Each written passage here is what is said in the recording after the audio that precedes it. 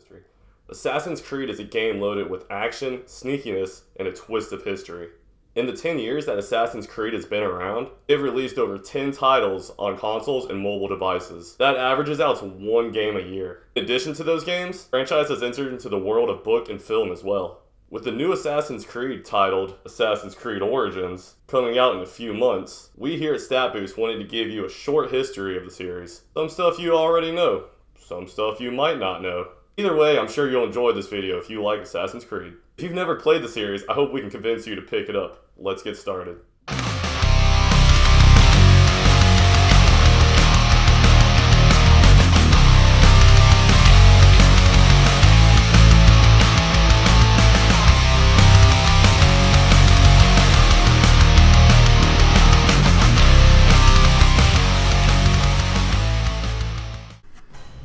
The stealth mechanic in video games was first made popular by the wildly successful Metal Gear Solid franchise, but innovated by the Assassin's Creed franchise.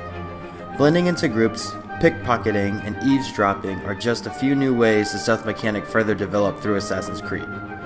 Combat in this game was also pretty fun too.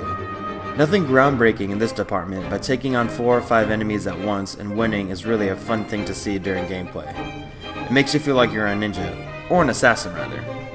The one main mechanic that stands out over all the others though is the free-running parkour traversing. In each game, you play primarily as an assassin that can run and scale up tall buildings in a matter of seconds. I remember when this game first came out back in 2007. Everyone said they wanted this game not for the cool assassinations or storyline, but for the free running. Seeing a free-running parkour style wasn't a common sight at this point in time like it is today. The new free-running style took off and can even be seen in some of today's popular franchises. Story elements also play a big role.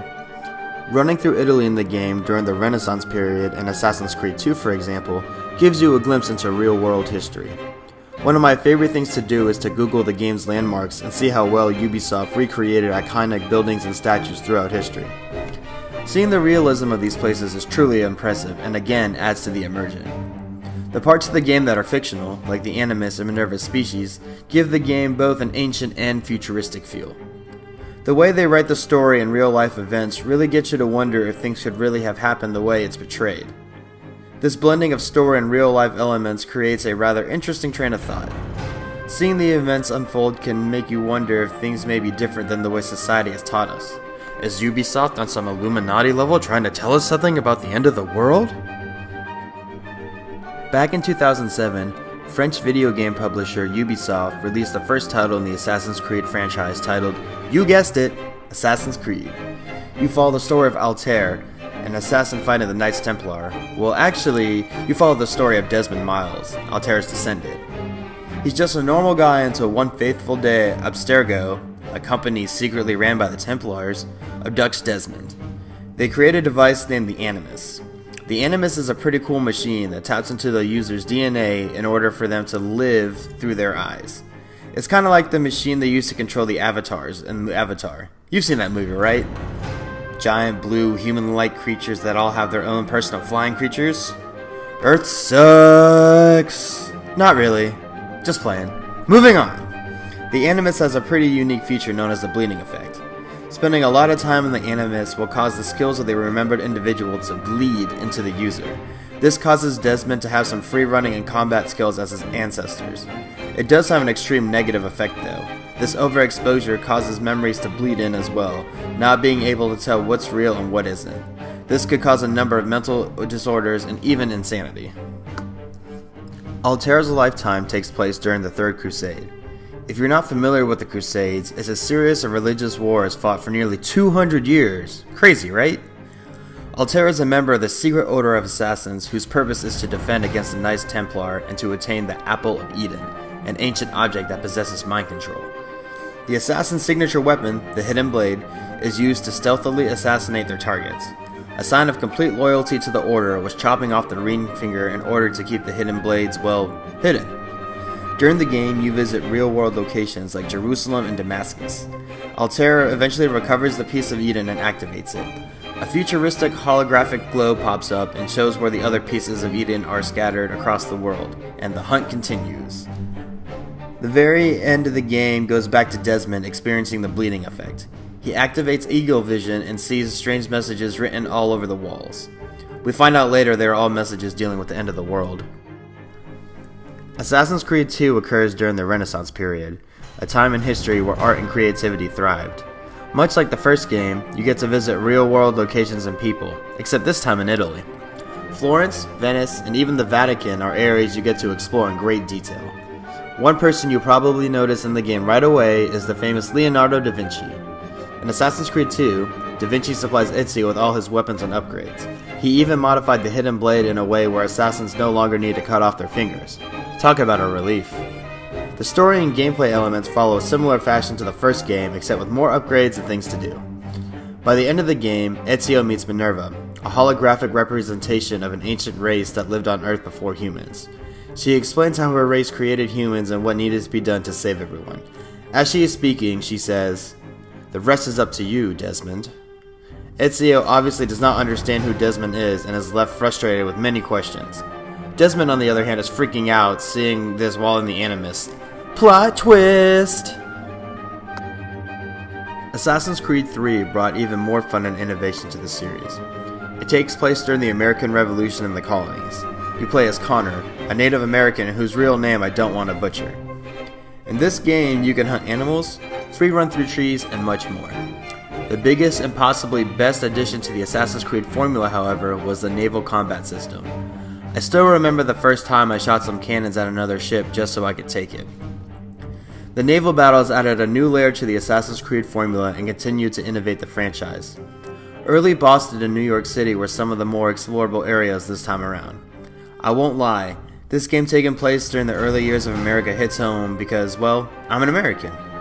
It really makes you wonder if this behind the scenes stuff in the franchise really could have happened in some extent in reality. Are you from an area where an Assassin's Creed took place? How do you relate to the environment and story? Let us know in the comments below. Assassin's Creed 4 Black Flag expanded on its predecessor's concept of naval battles. If you love the naval battle aspect of Assassin's Creed 3, you'll definitely love this game even more. It was also the first game in the series to have dual-wield weapons. What's better than killing someone with one sword? Killing someone with two swords! Although the game takes place in the Caribbean, it's far from the vacation spot at this point in history. You're more or less a pirate. Pretty sweet, I say. Assassin's Creed Syndicate takes place during the Industrial Revolution in London.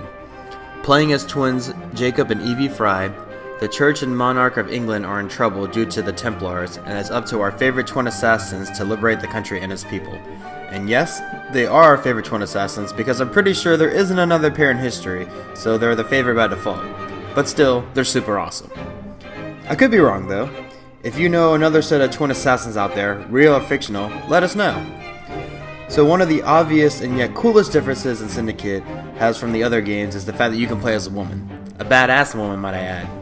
I for one enjoy this concept because in case you didn't know, a ton of chicks play video games too.